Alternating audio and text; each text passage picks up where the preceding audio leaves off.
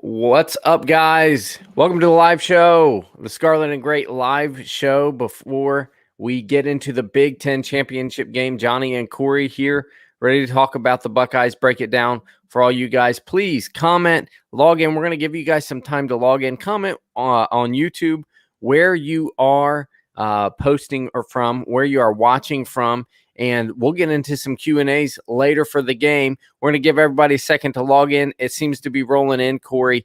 Also, Corey, I got to take the hit for something because I made fun of Andrew Yang on Facebook on my personal account. We can't broadcast Facebook Live for 30 days. So we'll probably lose a little bit. Look, Andrew Yang wanted people to have barcodes. All right. That's all I'm going to say. And I made fun of it. So sorry, I take the hit on that one. So while everybody's logging in, Corey, what we're going to do, all credit to this goes to the Big Ten Network and Urban Meyer and the guys over there doing some analysis of what Northwestern likes to do. You guys want to know all about, instead of watching Big Noon kickoff, College Game Day, this is all Buckeye live pregame show. We want to get to know what Northwestern does. So enjoy a 4 or 5 minute clip on Urban talking about what Northwestern likes to do. Then we'll get back. Then we'll talk to you guys and go into some things we think about the game. So, Corey, go ahead and let it roll.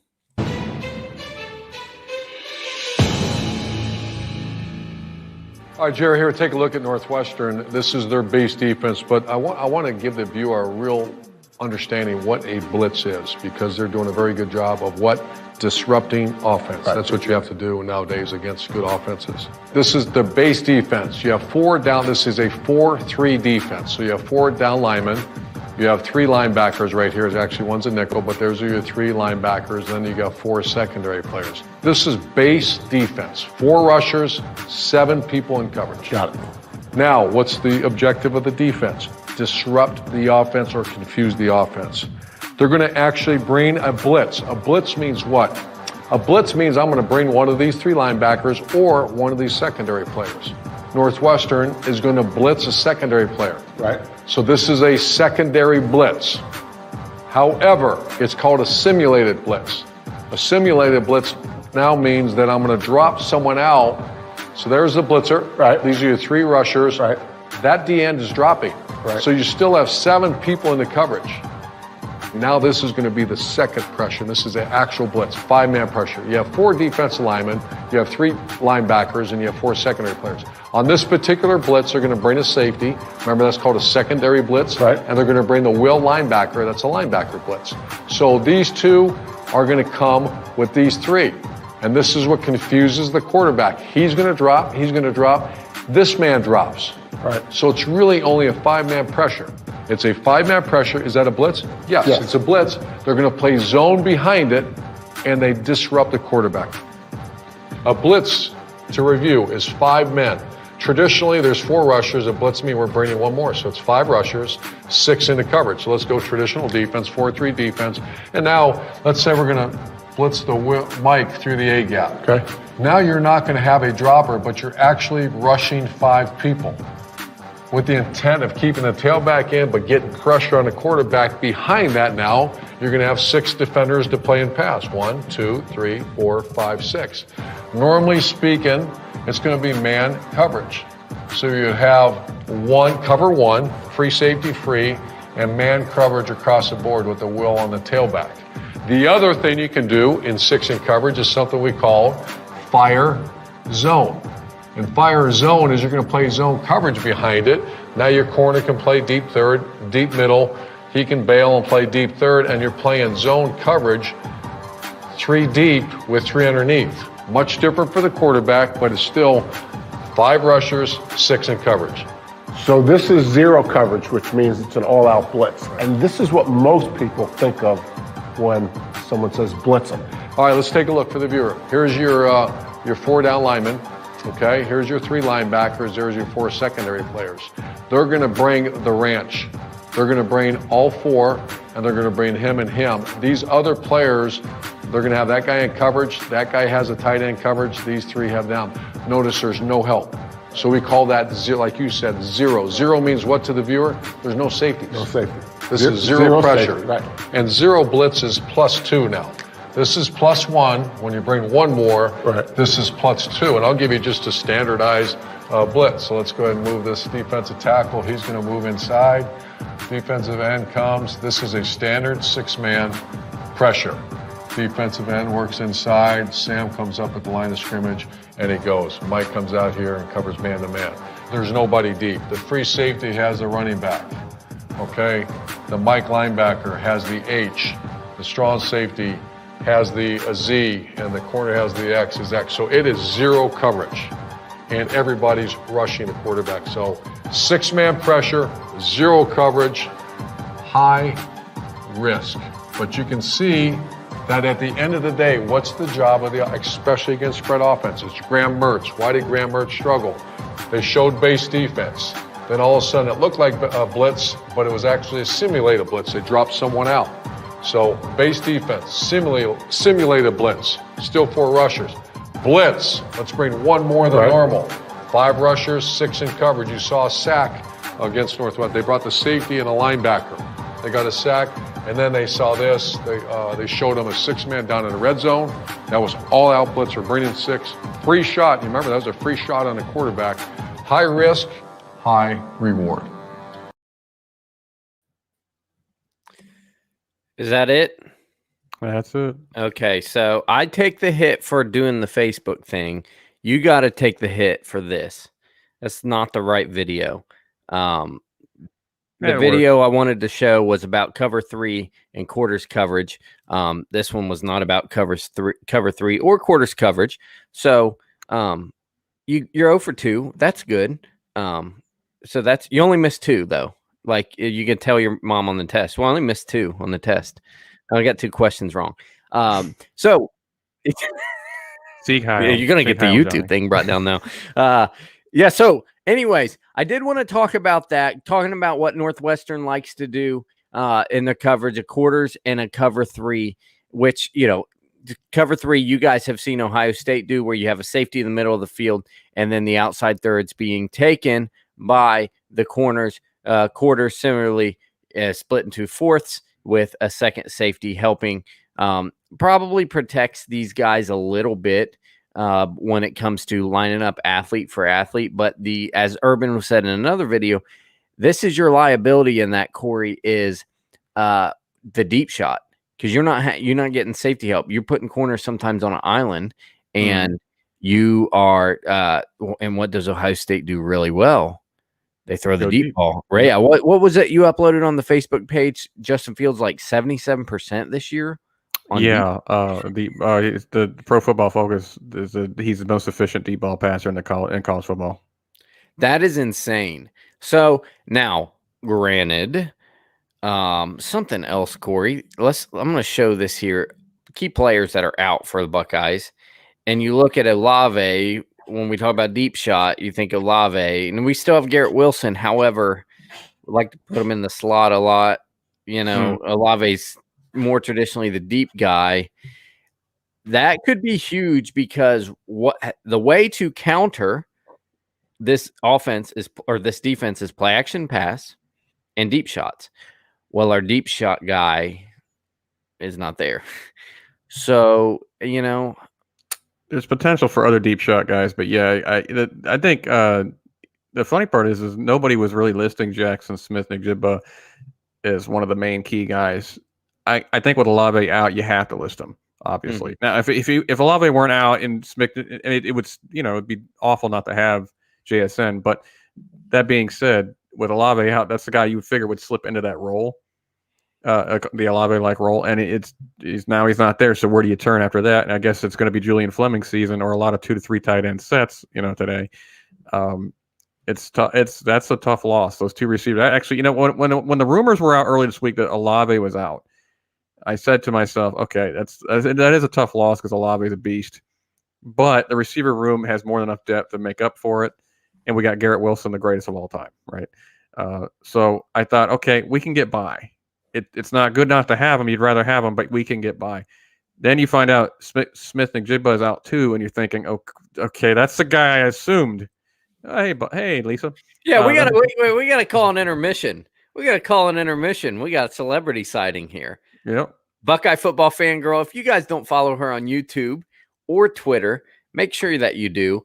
She actually taught me some stuff about this game in the preview that we got into. So I thank you for watching. All the rest of you guys, hit the comments and stuff up and let us know where you're from. And comments. We're gonna do our scripted show here, but we can always break for comments. This show is about you guys. So if you have questions, comments, and concerns, please let us know and we'll get to it.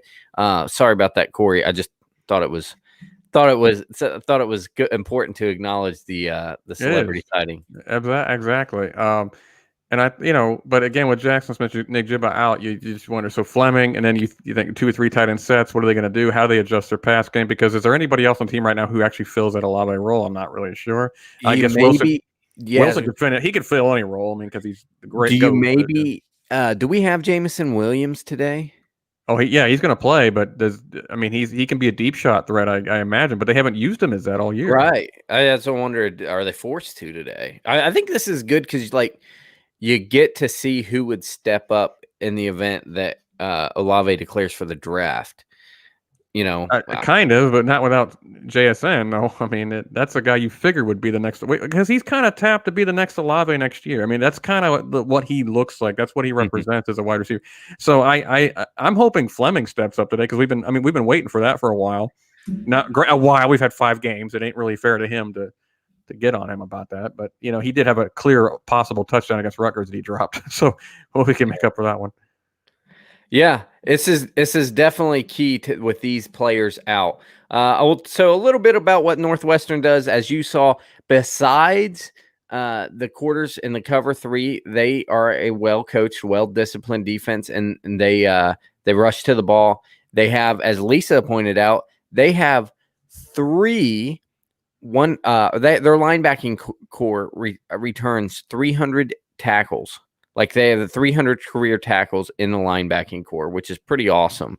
Something of note our man Chris Drew Fleming is the direct backup to Chris, and JSN is direct backup to Garrett Wilson. If JSN wasn't out, they may have slid GW outside and see JSN in the slot. They could. True. Yeah, they could. Yeah, and I think a lot of these positions are kind of interchangeable, except a guy that you're going to send deep, right? Because catching that deep ball over the shoulder is a art, right? Some people can just do it. And you could literally create a position on the coaching staff for Devin Smith just to teach that. Yeah. Or if he can, or if he just says, you just either have it or you don't. That might have be it. Yeah. So that is good stuff there, Chris. But I will say what they like to do with all those linebackers fly to the ball, they like to blitz off the edge. They like to create disruption. I look at this team and they just don't pop enough for me to think that they actually beat Iowa and that they actually beat Wisconsin. Wisconsin's proven to not be as good as we thought. Yeah, but I still think I still don't think that they would. I don't like them. I don't like Northwestern more than Wisconsin. Although Northwestern just goes out and wins ball games. They grind these games and make them ugly. They keep them close. Corey, they've only scored over 31 times in the season, yet they only have 1 loss. So, I mean, they're really relying on a great defense. Every year, it's great defense with them. If their defense holds up, they're going to win a lot of ball games. If it doesn't, then they're kind of screwed because their offense is never necessarily proficient. No. Oh, break from the show script. Is McCall in Indy or is he cleaning jerseys in Columbus? Well, as far as I know, he's in Indianapolis. We know he's a backup quarterback based on his routine last week on the sideline. Right. Hey, that could be a good, I guess, a safety valve. If we're not going to be able to drop them, shoot the ball down the field as often, maybe you get a quick guy out in space to challenge those talented linebackers and say, hey, go catch one of the quickest, fastest guys on the team.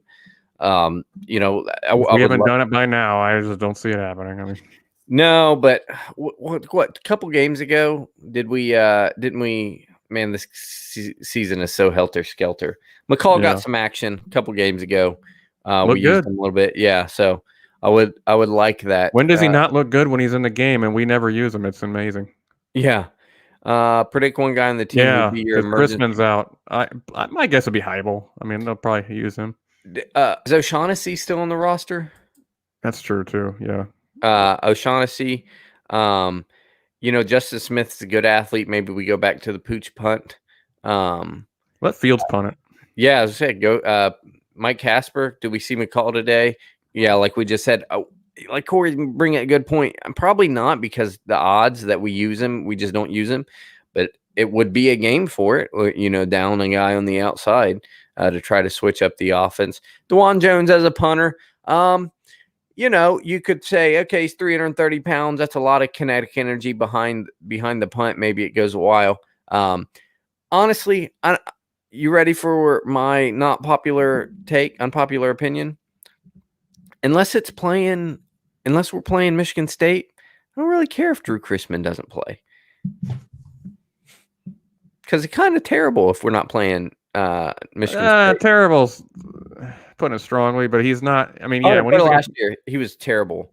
This year he's been when he's good. Playing Michigan State, he's actually like really. He's just he's a freak. But really, we usually joke since he got engaged, it's gone downhill. And then he got married, so I just figured it would get even worse. So take that for what it's worth. But is he literally the worst punter on the team? No. So why do you really want to go to his backup? Yeah, it's one of those things. When we always see somebody struggle, I always say, how bad's the backup? Or are we just playing favorites? But the little things, right? He's the best at probably catching the snap. He's the best at probably, just fielding the snap. Little things like that. This good game, I guess, then for dry conditions in an indoor stadium. Thank goodness for that. Yeah, absolutely. That is, but I mean, I consider it a key loss too, just for the aspect of the fake punt. Remember in the Wisconsin last year when we needed something, he completed a fake punt and on our own side of the field. So, Kyle Brown. So there's that aspect to it too. I mean, who do you trust to do something like that? That was Chrisman. Yeah, Chrisman threw the ball to tight end. I mean, how do you have confidence to call that play if you need to? Yeah, I don't know what O'Shaughnessy's arm is like. I would hope we're not in that position against Northwestern. I hope but I didn't expect to be in that position with Wisconsin. I mean, thankfully this is not the second time we're playing Northwestern this year. So yeah. And I think we did a little sleepwalking. I think in the first half of that game last year, it was the first time the Buckeyes believed their own hype all year. And they got a little bit, like, oh, shoot, no, we got this way because we didn't believe our own hype. And then you came back in the second half. It goes back. That's something else I want to talk about with Northwestern, guys. How is it Pat Fitzgerald is like a Drew Chrisman, right? His teams are either garbage or way overachieving. How to go from winning the West to worst team of all time to winning the West? The rosters can't be that different. You recognize a lot of these names, right? Like, from what I understand, it's Northwestern. They're not exactly like cut through coaching staff turnovers up there. So, how is it he does this? Is it like I see that maybe his style of be disciplined, grind it out, win the game by 3 points either really works or really doesn't work? That's like the only answer I could get. You know what he is? He is Northwestern's Jim Tressel is what he is. And I mean, maybe a little less offense because Tressel had better athletes, generally speaking, but he wants to win with defense and special teams and just enough offense. Score 17, 20 points, and we should be able to win the game is how he feels against lesser teams. Right.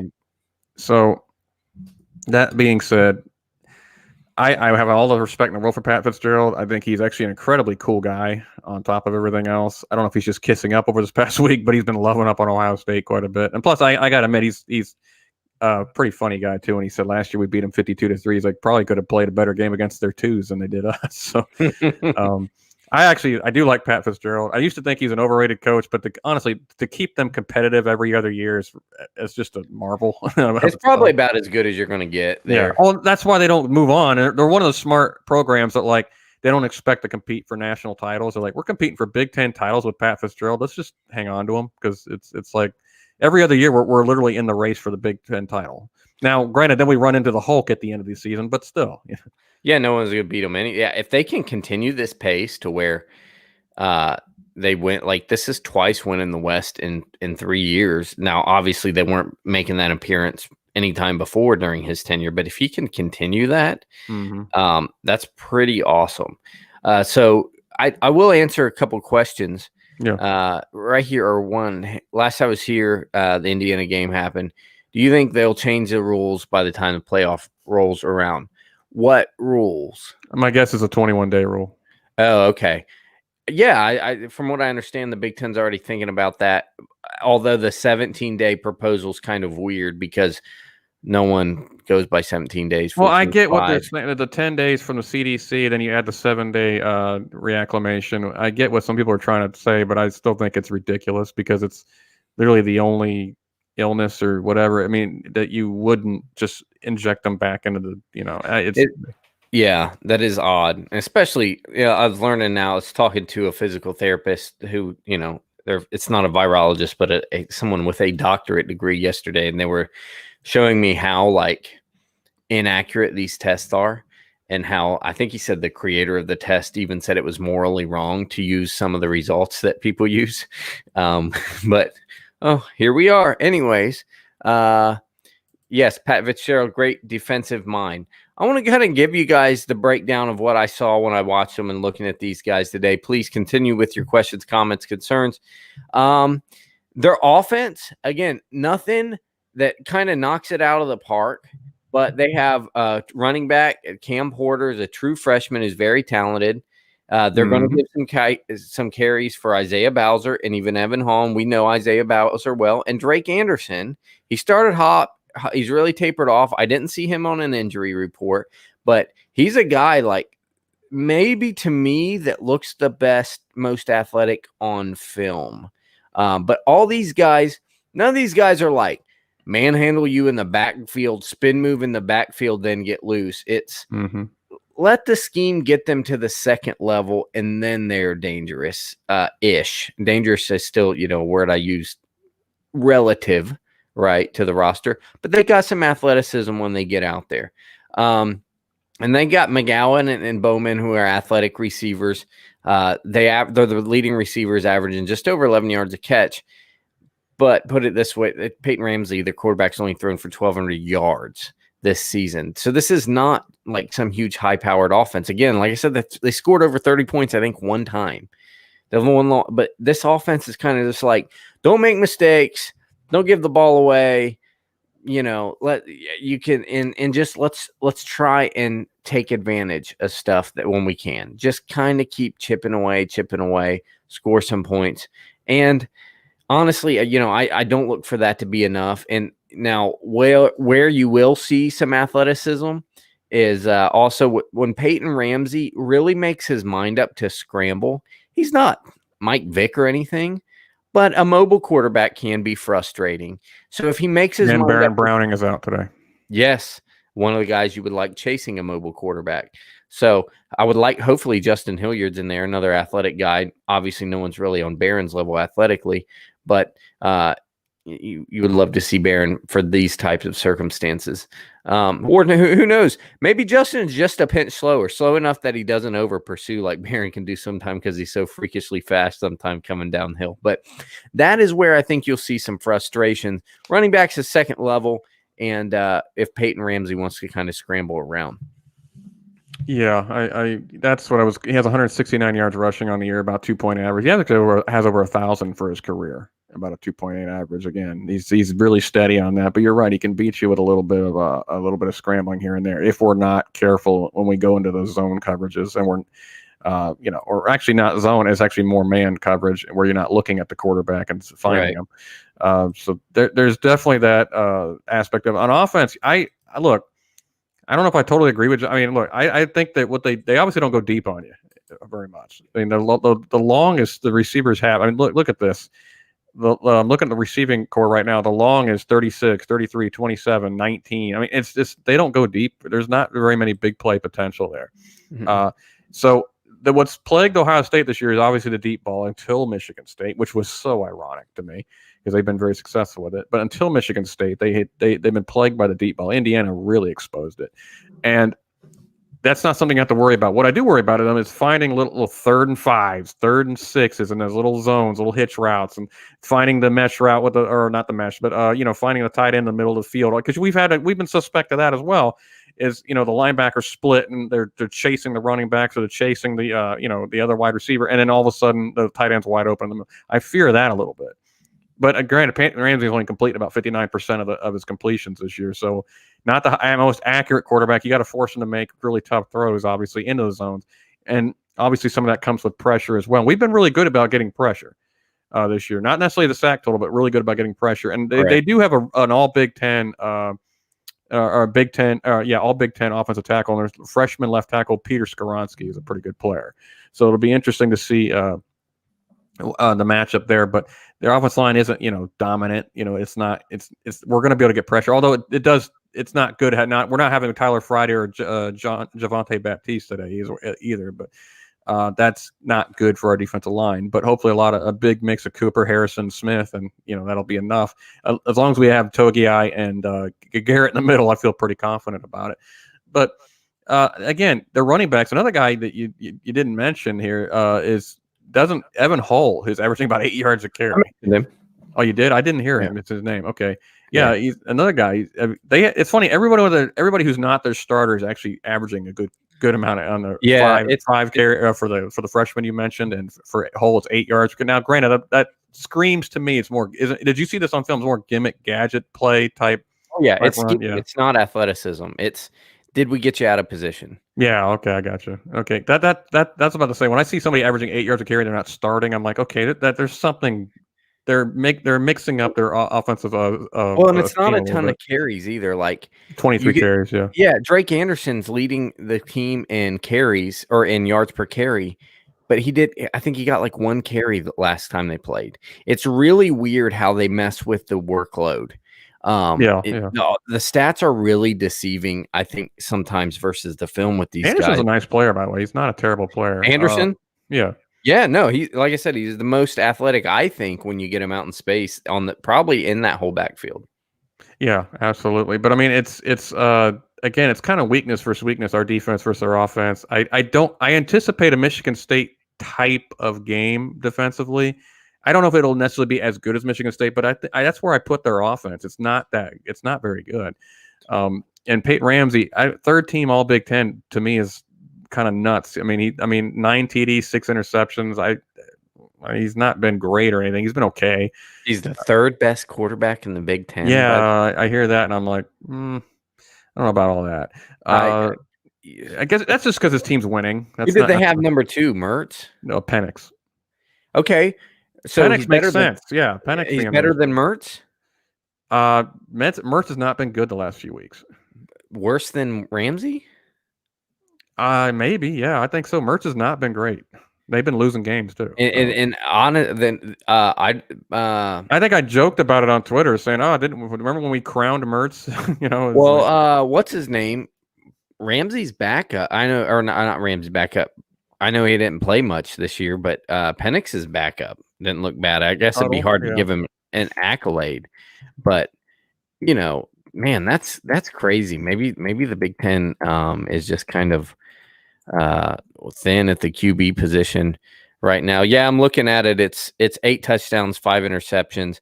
Obviously hasn't got to play very many games for Graham Mertz. So he had a great first game, and then from there, and then against Michigan, he was okay. I mean, he didn't win the game against Michigan. I mean, they scored 49, but they just dominated Michigan all around. But he didn't have to do much. Illinois, he looked like a world beater, but again, it's Illinois who just hired Burt Bielema as their next head coach. Not a great mark for your program. No, it's like this is the high point, really. Okay, but anyway, the offense. It's a weakness versus weakness, but at the same time, I kind of expect our defense to do its job against this team. I don't. Now, we didn't losing Browning hurts. Obviously, Friday and Baptiste hurt, but Browning, especially to me, hurts.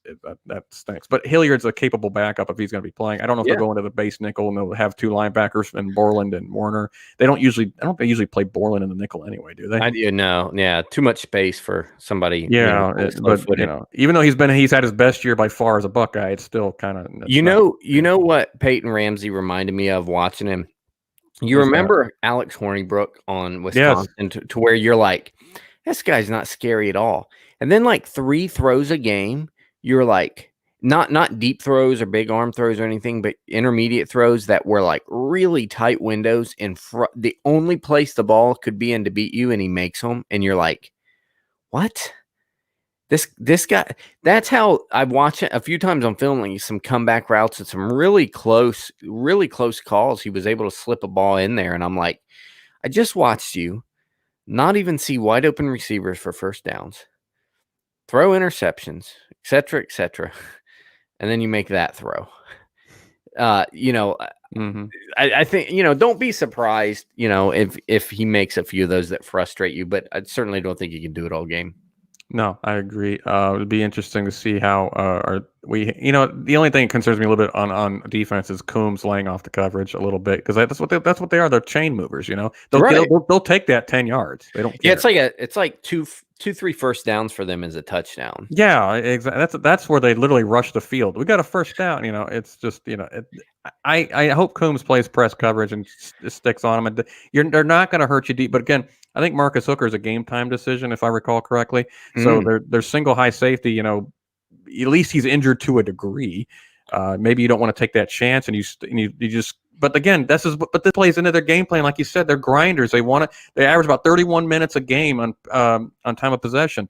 You don't want to give them that kind of time with that defense, because that defense simply does not allow big plays on the normal. Now, granted, the X factor playing against their defense is Ohio State's offense. So that's the X factor, because they don't play an offense like ours.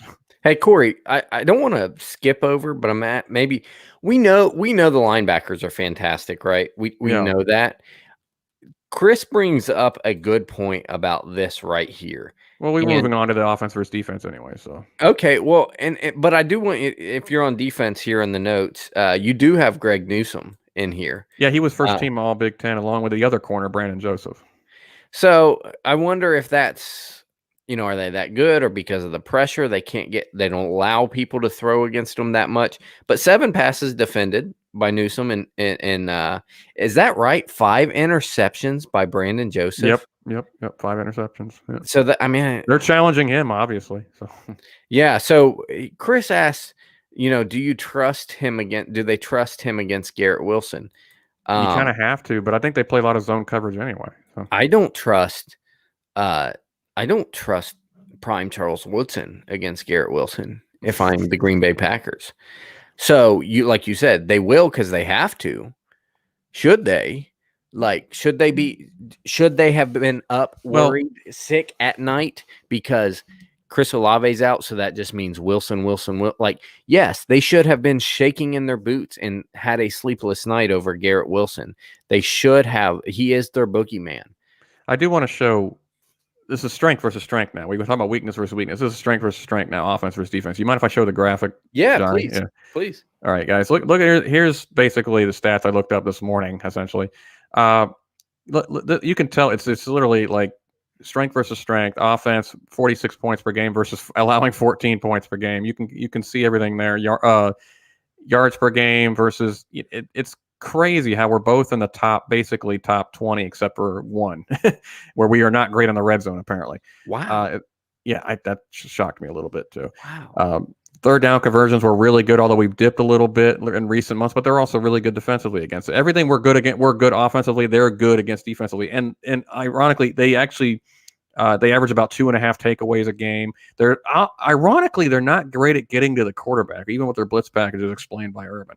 But we are terrible at protecting the quarterback. Not even just because our offensive line doesn't protect the quarterback, because Justin Fields sometimes, as you know, holds on to the ball too long. So again, it's really interesting, the juxtaposition there on every statistic. Points per game, we're one of the best in the country. They're one of the best at points per play. They're one of the best at stopping. Points per play in the country. It's crazy to me how I'm going to take that down now. It's crazy to me how symmetrical the offense versus defense It is. in this really game. was, especially I know the college football nerds guys out there. Shout out to them. They are really they really are big believers in yards per play over yards per game. Thank you, Skylar, by the way. Yeah, thanks, Skylar. Yards, and you had yards per play up there, and both are in the top 10. Yeah. We're the top 10 in yards per play offensively. And I think that's where athletes come into play. It's just because look at what happened 2 years ago. They were one of the best defenses in the country, and Dwayne Haskins says, "I don't care. I'm going to throw for 500 yards and 5 touchdowns on you." It really. I really wish I would have, because I have some keys to victory down there. We don't have to do it right now. I would have loved if I'd thought ahead and had you.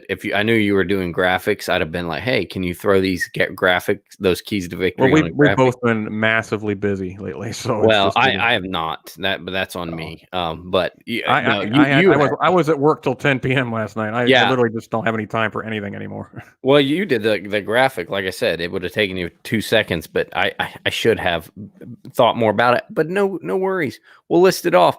Hey, is that one of your losses? Can I count that against you like you did the video against me? Yeah, probably so. All right. We're both 0-2 today. All right. I want to before we get into keys to victory and such, I do want to get into some comments. So guys, force the comments in. Hey, tag a friend, get people over here right now.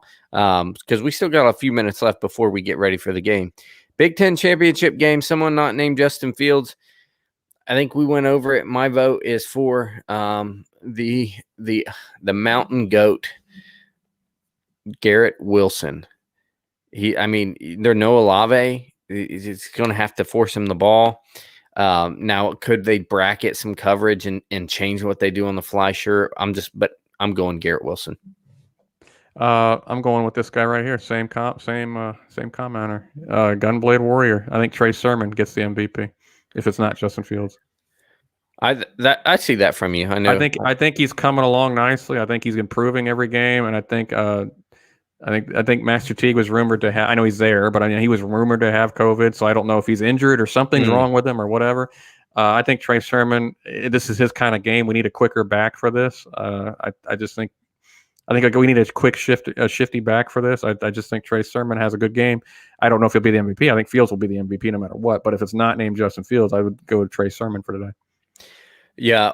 Now, how mad are you going to be if Master Teague has 170 yards, another 150 after contact, bulldozes people, and just makes people miss arm tackles? Like, how upset would you be? I'm going to be so angry I won't even enjoy the Big Ten title.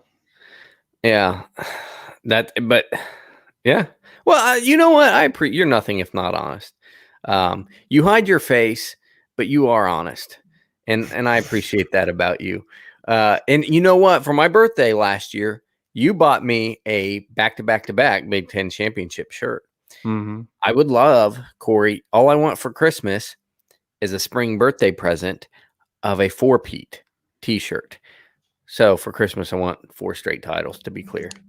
To be in all honesty, I couldn't care less about my prediction. And if T goes for 180 yards and we win by 30 points, I don't care if Trey Sermon gets COVID and gets kicked off the team. You're nothing if not honest.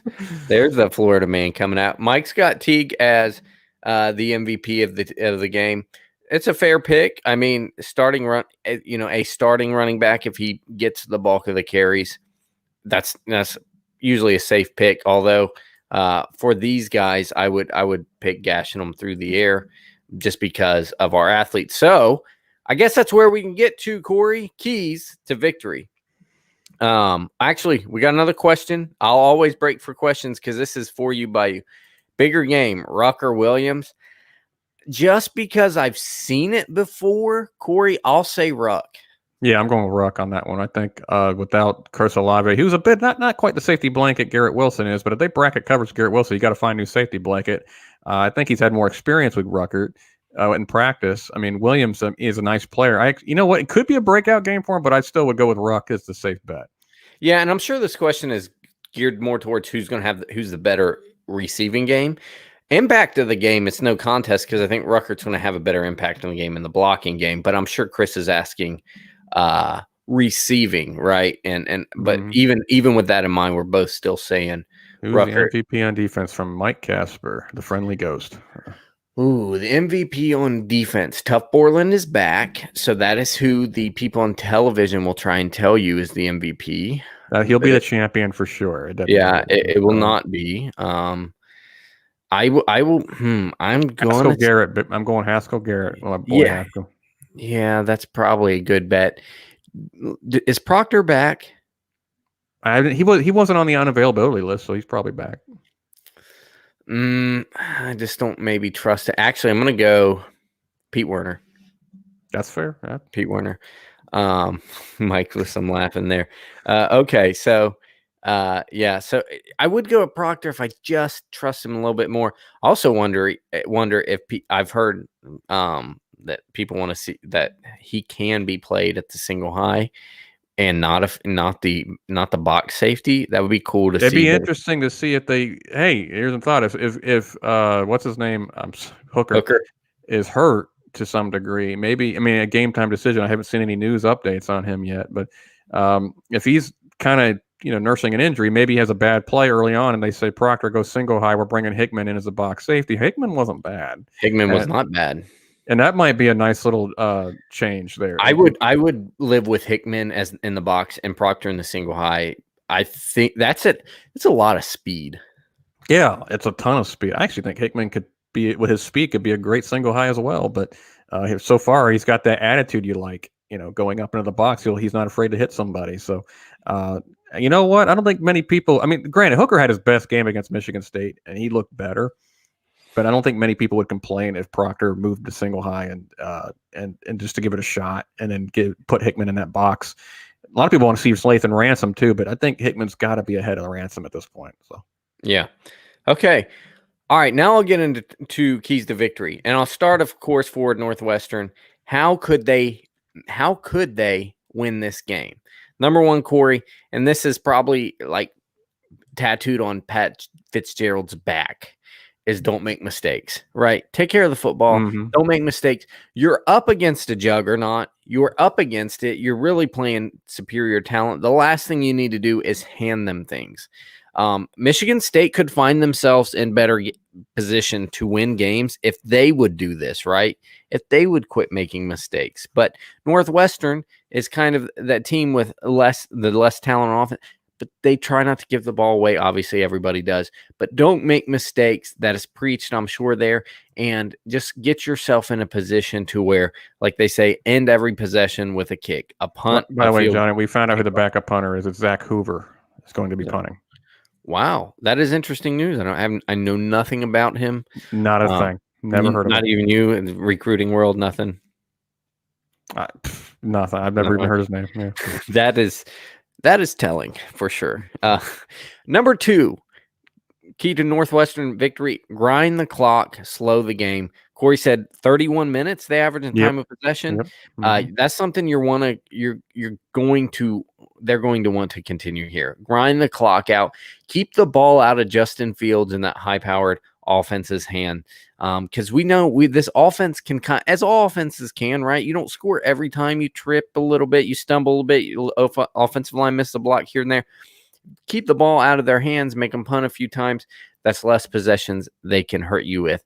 Another one, because their offense is more about scheming you open, the way I see it, and rather than just out-athleting you, is do the ultimate scheme you open. Hit some trick plays. Pull an old Greg Schiano on them.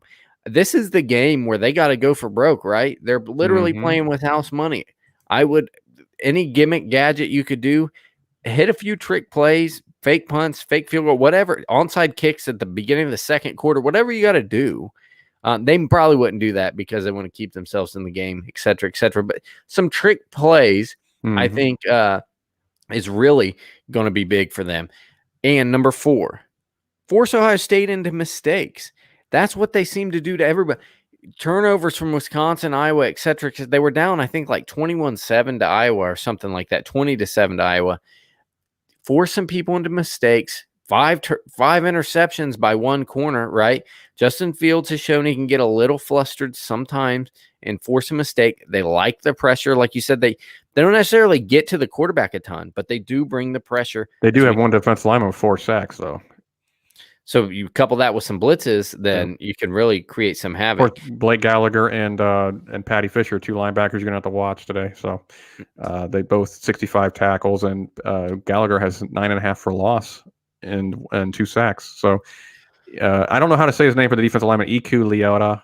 Whatever. 4 sacks. He was 3rd team All Big Ten for the media. So those are just guys to watch for getting pressure on field. Yeah, that's a great point. And number 5, we talked about this a little bit, Corey, earlier in the broadcast. Peyton Ramsey, can he make those few 2 to 4, 5 would be otherworldly, frustrating throws where you understand he's not this great talent, but he makes a Like few back shoulder throws, where it's like, Yeah. how did he even complete that? What Right. weight was draped all over him. Right, a comeback route that had to be thrown at the knees to the outside where only the receiver could get it, and the receiver makes the play. A corner, drop it in the bucket to the tight end over the shoulder where it's a 12-yard completion, but it was 3rd and 9, and it was a really tight window. That type of thing where he goes 17 for 34, but 4 of them were really great throws and key, 3rd down conversions. That's what you got to watch out for. If they could do all those things, and they would need to do all those things, that would be how they could win this game. Don't make mistakes, grind the clock, hit a few trick plays, force havoc and mistakes by OSU, and have Peyton Ramsey frustrate you a few times with throws. And I'll add, maybe if he doesn't do it with his throws, maybe he has the best scampers of his life, right? Yeah. Imagine if he he gets 6 to 8 first downs on incredible throws and a scamper here and there. It's just like that's game changing. That's frustrating. Yeah, it's extremely frustrating, and especially when you see plays where like Browning would have caught him. Jeez. Yeah. Okay. Keys to victory for Ohio State. First and foremost, as a new defensive coordinator, and this will go to offense as well. The friendly ghost has spoken. He says, "No way, no way." So the coaches, don't overcomplicate things, right? Kerry Combs, don't overcomplicate things. Don't just don't just give them soft coverage that they can hit all day long. Don't just let your athletes go out and play. On the cover 3 is like it drives me nuts all year. Yeah, just go let your athletes play. You have the better athletes. Don't overcomplicate it. And same thing on offense. No, you don't have to get too gimmicky. And just do the simple stuff. Obviously, you want some misdirection here and there. You love that kind of stuff, but don't overcomplicate it. Let your athletes kind of do the talking for you. And that goes into point number 2. Justin Fields, do what you do against Michigan State. Take what's there. You're going to face some weird blitzes. They're going to bring more than you can block sometimes. The offensive line might miss a block sometimes. Don't do the Indiana thing where you're getting drugged down and you try to make a hero play. Get out of the pocket. Try to extend the play. If that doesn't work, run 4, 6, 8 yards, get down, check down, or throw the ball away. Or even if you had to, take a sack instead of throwing an interception. But you're athletic enough to where you probably shouldn't just have to eat too many sacks. If you did, it's probably because you held the ball too long. So take what's there. If you take what's there, and I know Olave's not there, so maybe you need to treat it like the Michigan State game. Don't try to hit home runs. Be a chain mover. You end up being a chain mover, you hang up 50 points. So Fields take what's there. Number 3, the defense, don't fall for the window dressing and misdirection, right? Linebackers, every time you see play action, don't all crash downhill and then let somebody behind you. We've been susceptible to that in the past. Since 2016, it seems like we've been susceptible to that. Yeah. It's like every linebacker just wants to go blow somebody up. Let's be calm and make the play that is our Maryland job flashbacks. Yeah, and Oklahoma 2017. Why is the fullback wide open? Because every linebacker wanted to go for Baker. Yeah. And number 4, and I think this is huge. When you have a team that's just going to try to be fundamental, like Northwestern, and block well, and try to let's go, let's get a few yards on the run so we can come back and get a few yards on the run, and then maybe pick up a 3rd and 4. That type of offense. Tommy Togiai, Haskell Carrot, defensive line, create havoc. There's no answer for if you just bench press the guard out of your way and go create havoc. Then all of a sudden, you got a limited offense behind the chains. We get this offense behind the chains because you guys created havoc, then that's a hole I doubt Northwestern can dig themselves out from underneath. And finally, should go without saying. The athletes go be athletes.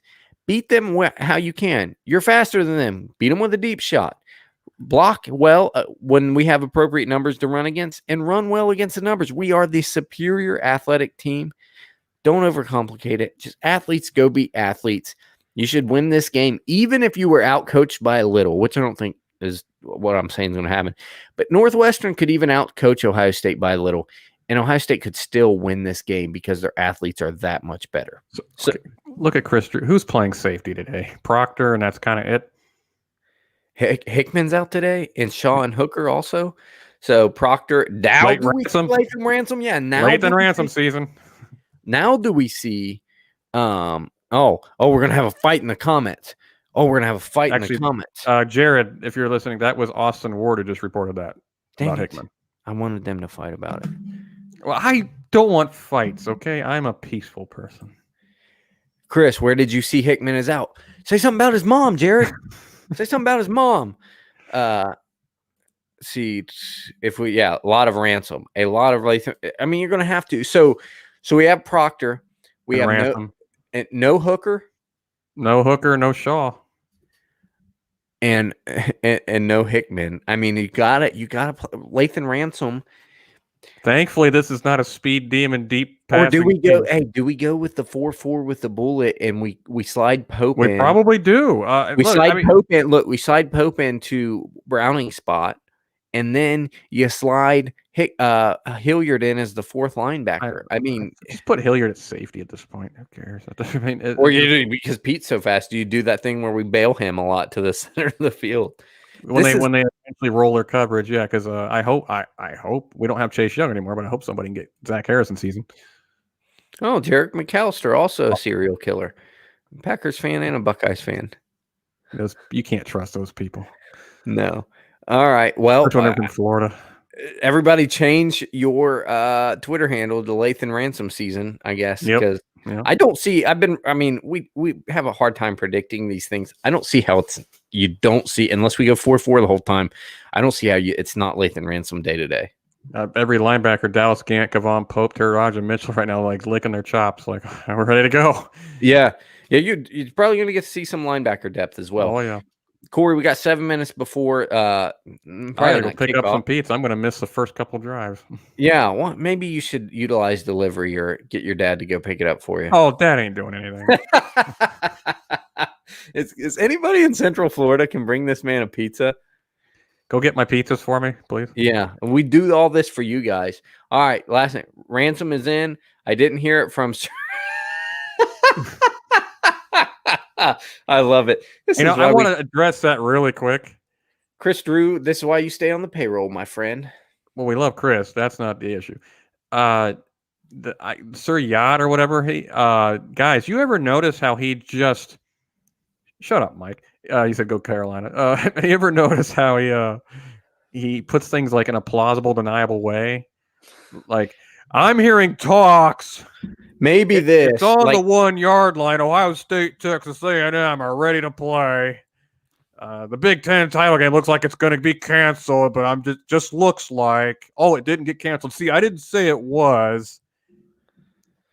I mean, it's just I hate when people do that and they buy into his crap because he constantly does that, and it's like if you don't know something, we will tell you right up front. I don't know for sure. It could be. At least do what I do, and it's obviously parody and satirical. Yeah, well, yeah. Johnny is absurdly, he's with the parody. He's absurd with it. And I love it, but again, it's just dry. It's like I have people and like they DM me what he says, and I don't care what Boat Boy says. I really don't. Yeah, honestly, guys, I'm not super plugged in. Corey more so than I've never heard any of the guy having any validity. I really haven't. I don't know what to tell you. Hats off to him for getting a following. Yeah, good on him because he's got 34,000 followers now. So good on him. Yeah. Oh, and by the way, I don't think Joe Biden signed off on Ryan Day's request to have Michigan or Northwestern wear Michigan jerseys so Ohio State could get the satisfaction. You know what? He's already failing. Then it's just honestly, it's a failed presidency by all regards at this point. So we'll see how maybe next year. The only way it can recover by this is making every Ohio State opponent wear Michigan jerseys next year. Yeah, I think I'm gonna have to recast my vote. Just kidding. I didn't vote for either one of them. So all right, don't scream at me. Yeah, we're gonna hear some awesome comments now. We got to get out of here. Game's about to start. Thank you guys for joining in. As always, goodbye. God bless and go Buckeyes.